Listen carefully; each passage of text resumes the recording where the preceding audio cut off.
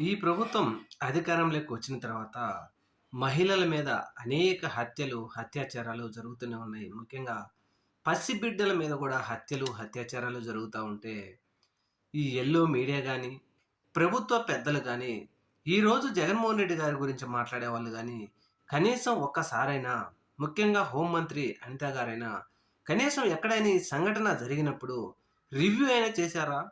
ముఖ్యమంత్రి గారైనా, ఉప ముఖ్యమంత్రి గారైనా, లేకపోతే లోకేష్ గారైనా అసలు ఎందుకు జరుగుతా ఉన్నాయి? మహిళల మీద ఇటువంటి అఘాయిత్యాలు జరుగుతున్నప్పుడు కఠినమైన చర్యలు తీసుకోండి అని పోలీసులతో ఒక రివ్యూ గూడా నిర్వహించలేని ప్రభుత్వ పెద్దలు జగన్మోహన్ రెడ్డి గారు అంటే రాష్ట్రంలో ఏం జరిగినా సరే జగన్మోహన్ రెడ్డి గారి మీదనే మాట్లాడతాం. రాష్ట్రంలో పేద, బడుగు, బలహీన వర్గాల ప్రజలు ఏమైపోయినా సరే మాకు సంబంధం లేదు. జగన్మోహన్ రెడ్డి గారు ఒక్కరినే మేము టార్గెట్ చేస్తామని ఆలోచన చేస్తున్నారా?